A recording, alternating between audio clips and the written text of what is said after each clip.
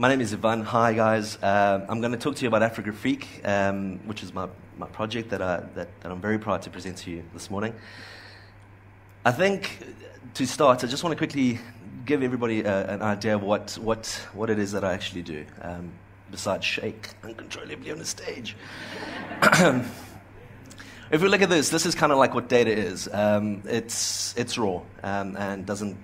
It tells us something, but without context, it's very hard to kind of figure out what that is. So an information designer like me gets that information out in a way that we can actually make sense of it and use it. So now we can see it's actually a telephone number, perhaps of a girlfriend or a loved one. But the point is, you know now what to do with this information.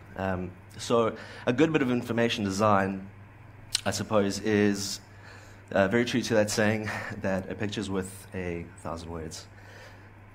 Wow, that's really dark. I think good information design, and infographics in particular, work with two languages, the language of the eye and the language of the mind. Now, I'm talking, of course, about visual literacy, and visual literacy is something that we all do without actually even being aware of it. We're surrounded by images, of course, but a really simple kind of example of visual communication that we constantly engage with is like a traffic light.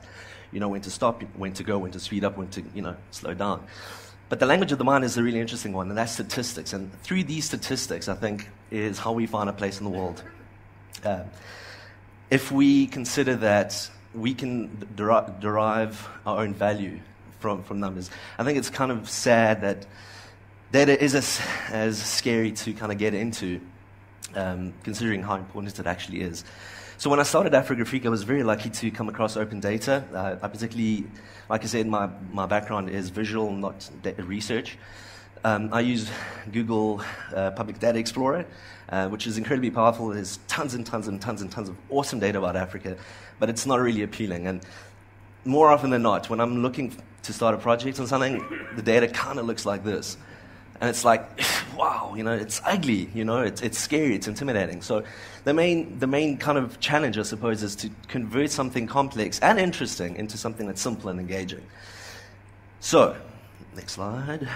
Afrigraphique is a project we've been working on for 4 months. It has infographics about Africa, interesting things that I find. I'm particularly interested in mobiles, internet, how social networking impacts Africans, like we saw earlier this year in North Africa. So, economics as well. I mean, things that we need to know, facts that are kind of given some sort of context to help us understand. This is one of 3 infographics I'm going to show you today. This one is called What If the World Was 100 People? And I think it's an awesome combination of the language of the eye and the language of the mind. I think making statistics relatable is how this works. And if we just use our eyes, we're able to do so much more. We intuitively understand relationships a lot better than just on a page with letters. This one is an infographic of direct foreign investment in 2009. And this is an information landscape, and I think this is really amazing as well because it allows you to understand what $5.628 billion actually looks like in comparison to somewhere else. And I think when you have a look at relationships like this is when like real magic happens and real learning happens. And of course, a humble list is also very exciting. This one was amazing for me to do because I actually realized Ghana has some really fast internet.